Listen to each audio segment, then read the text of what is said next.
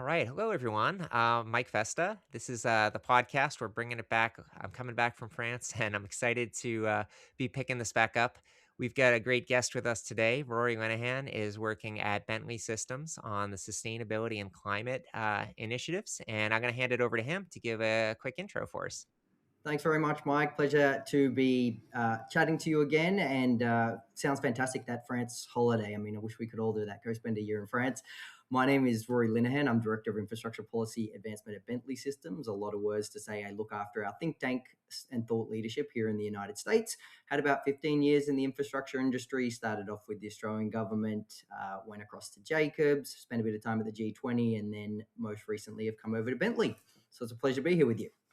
Excellent. Yeah, no, the pleasure's all mine. I think this is a really fascinating topic. And, really in the last year, from my own perspective, we've gotten a lot more connected, in the digital twin ecosystem at a larger scale, right? So historically, I've spent a lot of my career on digital twins of smaller things, commerce and products and, kind of virtual items and virtual try on.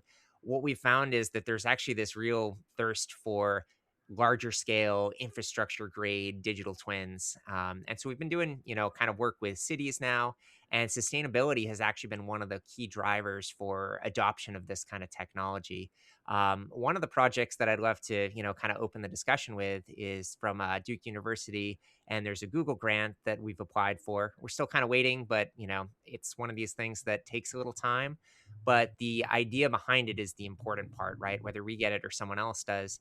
I think the interesting thing is that, people are asking and demanding about it. So maybe Rory, can you tell us a little bit about the background? How did you find out about it and what are they looking to accomplish? Yeah, so this all kind of stems from some work that we did with Duke University, the American Society of Civil Engineers, Microsoft, and AECOM that we launched at the start of the year. The work is called Built to Endure. It's a white paper that's focused on really a smart guide as opposed to a white paper because it's got a lot of practical components, which we'll talk about, the Google grant being one of them. But it's focused on how US cities, particularly mid to small size cities, can leverage technology to make more resilient decisions in and around their infrastructure. The idea of focusing on mid to small size cities was really important to us because I think, when you think of the cities that are doing technology well, you think of, New York, you think of Singapore, you think of Rotterdam, you think of London. And, these are all places that are wealthy, well off, have a lot of resources. But the mid to small size cities often get overlooked in this component. And so we thought, look, we thought, and we had a lot of evidence that showed that the mid to small size cities actually now, with some of these technological breakthroughs, from everything from AI to processing power to visualization to cloud computing, and even accessibility and cost, can really access a lot of these technology components in ways that they could never before. And so Mhm. we outlined in the white paper sort of what that looked like with 8 different examples. One of those examples took us to North Carolina, obviously where Duke University is. And we ended up launching the paper or the smart guide in February at Durham. And we thought, look, one thing we could do is actually develop a digital twin for a mid to small size municipality in North Carolina. We got talking to Durham, we got talking to Chapel Hill, both which bordered Duke University. Both of their mayors were immediately on board. The congresswoman who represents the area, Congresswoman Fushi, was also on board. There was just a lot of excitement about leveraging technology to help with some of their resilience challenges. So fast forward to today, Google put forward a grant this year, which is called AI for Good. And it's about how governments, particularly municipal governments, can leverage technology, leverage AI in order to make good decisions, good for them, good for the environment, good for their communities. And so, what we're hoping is that as will be awarded some of this grant in order to get this digital twin off the ground in North Carolina, across Durham and Chapel Hill. And it's such an honor and a pleasure to be working with you guys. The predictive and analytical capability that you have, I think, is going to dovetail really well with that. So if anyone from Google is listening, hope that we get selected. I understand that that will be announced soon. But even if we do not get selected, there are other paths forward. We will be taking this digital twin forward.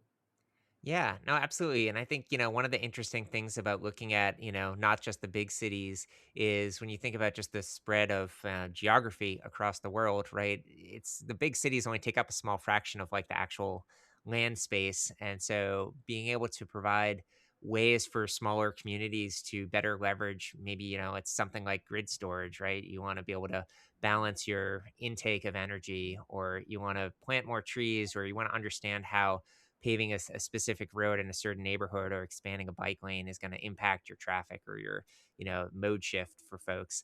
Can be really impactful. And previously, I think a lot of the studies or the engineering simulation is out of reach for folks. It's, time consuming, it's expensive. You need a high degree of technical expertise to use these systems. And so one of the things that, we've been developing at Super DNA is a platform called SuperSIM. And I like to describe it as SimCity for the real world. The idea being that you get this visual dashboard, and we leverage cesium technology from Bentley, which has been awesome. It's a web-based tool where we can basically zoom out and imagine like a Google Earth, but you can, edit it yourself, build out your own UI UX layers, interface different data layers, load in 3D tiles, load in Gaussian splats. There's a lot of really cool technology bundled into this. But I think the key thing we're trying to focus on today is like, well, what is that answer? Like, what are the questions that people care about? And how can, this browser based technology that, again, it's easy to access, you're not, required to have high end engineering grade computer. You get a quick web visualization. You can share it with folks with your own, local residents, as well as the planning people, the emergency responders. So you can kind of segment out, your view as you would in a web application.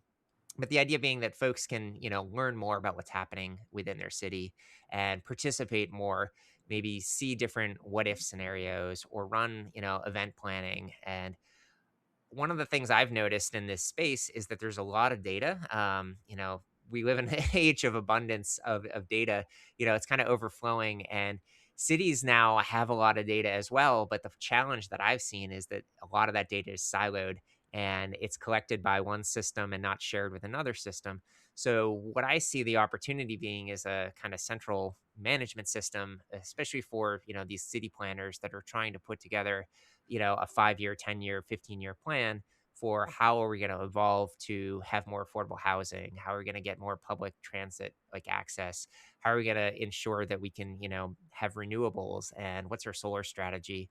And so with all these technologies kind of coming together, if you can see that all in a, kind of master dashboard, that's where I feel like there's a ton of potential. And so grants and programs, like what Google's supporting and what Duke's investigating and what Bentley's putting out as a white paper, I think all kind of come together. And we're going to see over the next, decade, really a lot of shift in mentality of how do we go from traditional, file your building plans with the city department to a publicly open and accessible town plan that everybody can kind of participate in and watch evolve. I think you're on the money. I think we're on the cusp. I mean, it's so cliche to say this because everybody is saying this with AI at the moment, but we're on the cusp of a revolution within the AEC sector, and particularly, I think, for cities in how we go about funding, planning, operating, maintaining the infrastructure that we own and operate.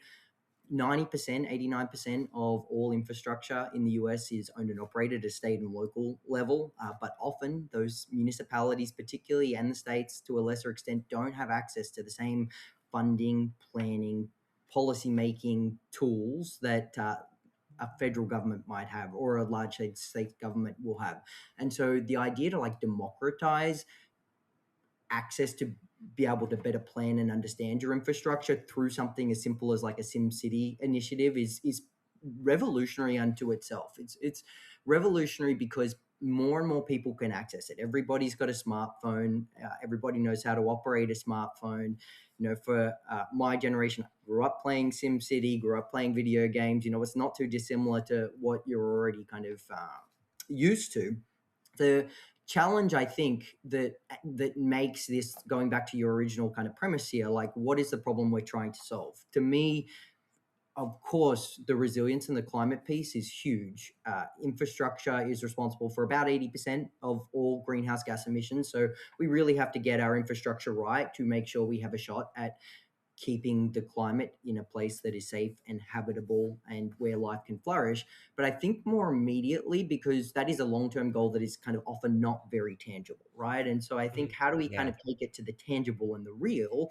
And a lot of it is about trade offs. Like, okay, I know that if we take the example of Chapel Hill, The downtown area of Chapel Hill, where the Trader Joe's is, it floods and it floods regularly. And when it floods, the bottom floor of all of the businesses go out of business for X amount of time while it Mhm. takes to rebuild that. That's X amount of lost productivity dollars, uh, also X amount of heartache and pain for that local community. So, what if I am sitting in the Chapel Hill Planning Commission and I can see with fidelity what it's going to look like if I put a culvert in, or I put a bridge there, or I put a levee in, or we do some nature based infrastructure further down the stream to help absorb some of that rainfall and flooding when it kind of comes in the way that that floodplain maybe was originally going to work. And what if I can do that all from this model with a really high degree of precision and accuracy?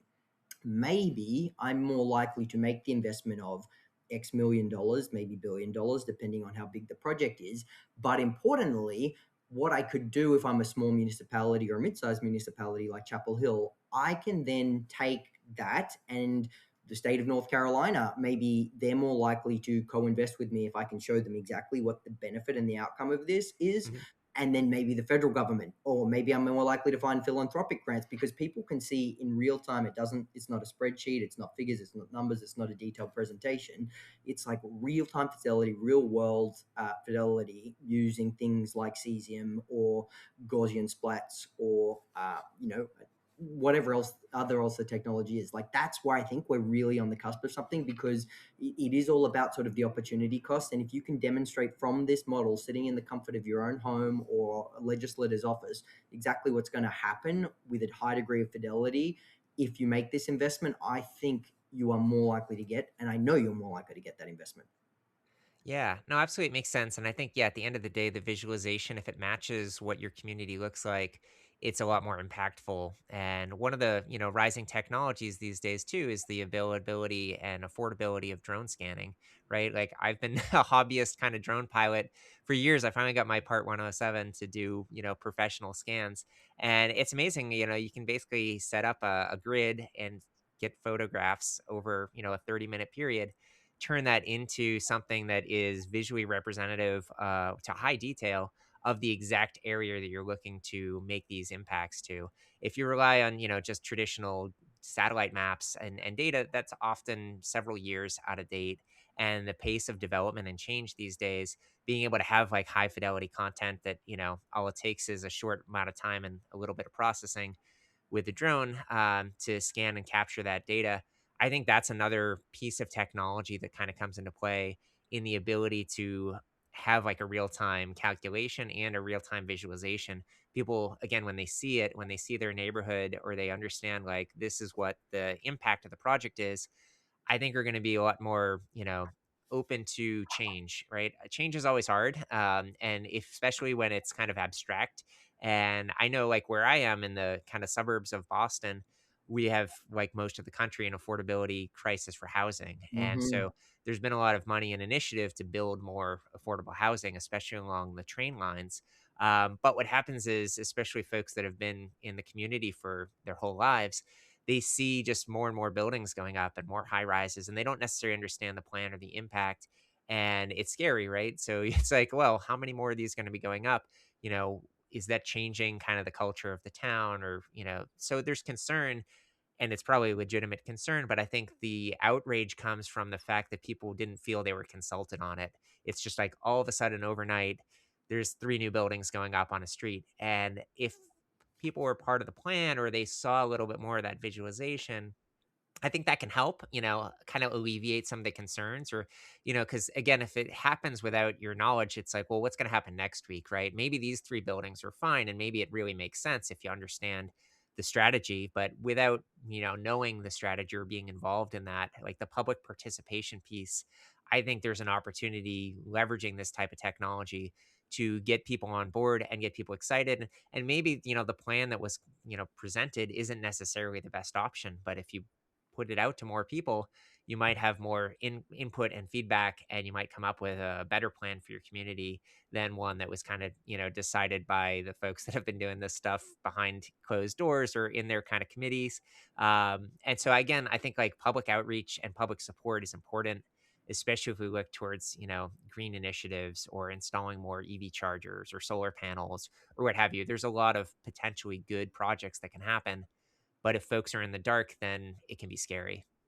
Yeah, exactly, exactly. I think that's an important piece, the community buy-in piece. In fact, maybe the most important piece of a project, if a project's going to be able to succeed or not. We know, particularly for the large-scale projects, there are often huge blowouts in terms of time. There's huge blowouts in terms of cost, and a lot of that comes down to litigation. A lot of that comes down to delays because the community wasn't probably engaged at the start, or maybe didn't properly understand what the impacts of the project would be, both positive and negative. And we also have Mhm. to be really realistic. Any given project is going to have, hopefully, help solve a given challenge, but it's likely to have some losers in that as well. And so if you can use a piece of technology like a digital twin, like a BIM model, uh, then and to demonstrate to the community what the effects are in ways that they understand, using most realistic images that you can, drone scans,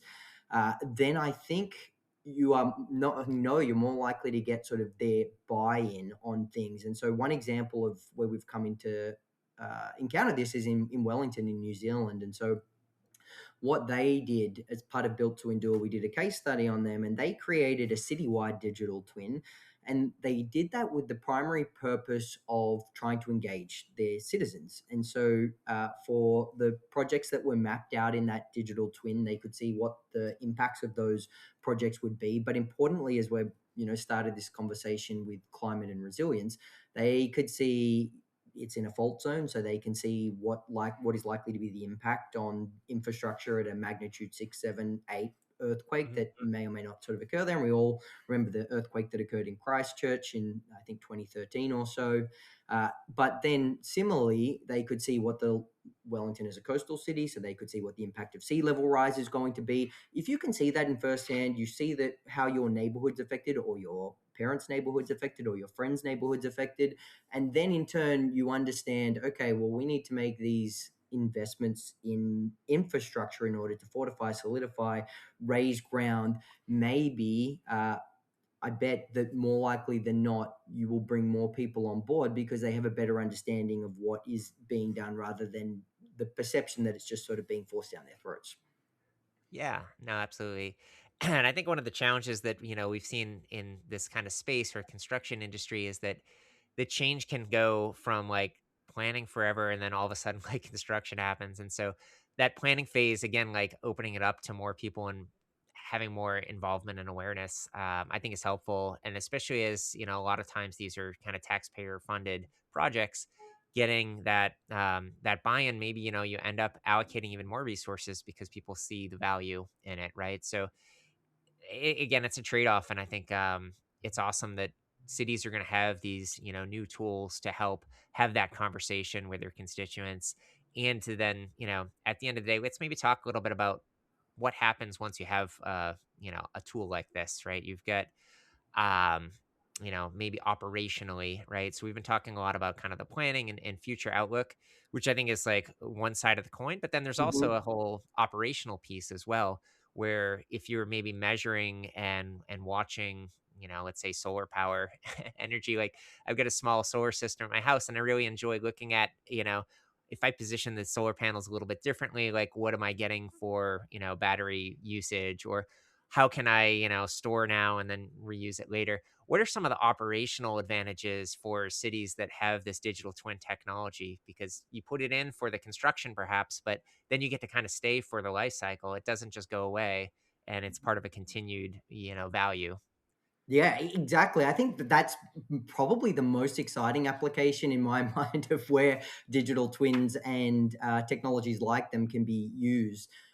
For most municipalities, if we're focusing on a municipal level, but even at a state level, when they're operating and owning their infrastructure, there's billions of deferred maintenance and backlog that needs to be done. And so, we could talk about breaking ground on new projects, but a lot of projects, a lot of assets have reached the end of their lifespan. Assets can last from anywhere to 50 to sort of 100 years. A lot of the assets were built in the United States, were built in and around the Second World War and right afterwards with sort of the infrastructure boom. The interstate highway network is a really good example of that.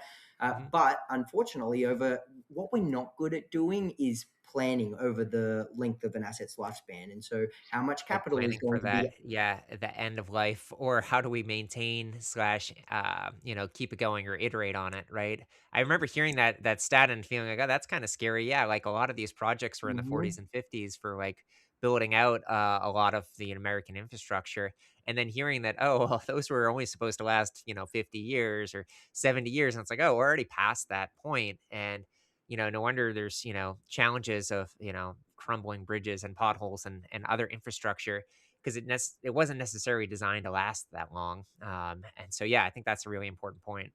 Exactly, exactly. And then, so if you're a given municipality and the municipal roadway network is at the end of its lifespan, or your rail network is at the end of its lifespan, like a lot, like, you only have to look at Philadelphia to see some of the challenges that SEPTA's had here in DC. Well, Matters had similar challenges, but sort of looking to overcome them. And the MTA, of course, is one of the oldest networks in the country and is going through sort of a period of revitalization. But going back to the piece on where these things can help with ops and maintenance. So McKinsey put out a report last year, and that report said that on ops and maintenance, digital twins can help save between 20 and 30% of the cost of the Wow. asset to maintain the asset over its sort of lifespan. Like, that's where things start to get really interesting, right? And so there is an upfront cost to these things. That is true. There is an upfront cost to the acquisition of the technology, to training staff, to allocating resources to make sure that the thing functions efficiently over it. The twin in this case, let's say, functions efficiently and well over the course of sort of its lifespan. But the benefit then that you get of a 20 to 30% cost savings in because you were able to do some predictive and preventative maintenance, and you could see that that rivet needed to be replaced early, or the system was corroding. We have a really good example in Ohio with some transmission lines, and the transition lines were kind of sitting over a hydroelectric dam, bringing power into the local municipality, and they'd been up for, I think, between 60 and 80 years, and they'd hit the end of their lifespan, and the owner was wanting to replace them. But they worked out over the course of kind of consultations with us and the local engineering firm that they engaged that they could save, up to a tenth, potentially more, of the cost by creating a digital twin and extending the lifespan of the asset. So rather Mm. than knocking it down and rebuilding it, and then keeping it functional for the whole time as well. And so that's what they did. And now they've got a living, breathing digital twin, and they're able to sort of predict and do preventative maintenance on that to continue to sort of extend its lifespan. But they've also can see how well that hydroelectric dam is functioning, how well the power is sort of flowing out of that, and see if there are any course corrections that they need to make. And so, just one small example of many of how twins can really be used in order to extend the lifespan, make it more efficient, make it more climate Mhm. friendly, make it more resilient and cost effective, which is really what a lot of people are caring about when we're talking about that trade off and the opportunity cost. Yeah, no, absolutely. I think it's great. It's exciting. We're in a, age of potential. AI can be scary, but hopefully we can harness and do good the way, Google's investing this money for. So yeah, I'd love to see more cities and towns embrace this technology. And you don't necessarily have to jump all in at once, right? It could be, baby steps at a time. If there's a particular new project coming in, maybe you start with a drone scan of the area and then work with the, construction company to put together a site plan and marry the BIM to that, real world topography and then share that with folks, get comment on it. I think ultimately we're going to have these really smart systems that are connecting all the data, but you don't necessarily have to do that full, 0 to 100 immediately. You can kind of, progressively add in, a digital twin layer or maybe, some smart visualization. So yeah, we're excited about this topic, obviously, but we're going to wrap it up for now. I encourage you to reach out to, to myself or Rory. Bentley Systems is doing a lot of great work in the infrastructure space, and I look forward to kind of continuing this journey with Bentley as well as with Super DNA to bring these digital twins out to the rest of the world. So thank you all. Thank you, Rory. Thanks, Mike. Such a pleasure to chat with you, and congratulations on the phenomenal work you guys are doing at Super DNA to democratize access to technology and really proliferate this across municipalities, particularly. Pleasure working with you and looking forward to doing more. All right, absolutely. Thanks. Till next time. Thanks, Bye everyone. bye.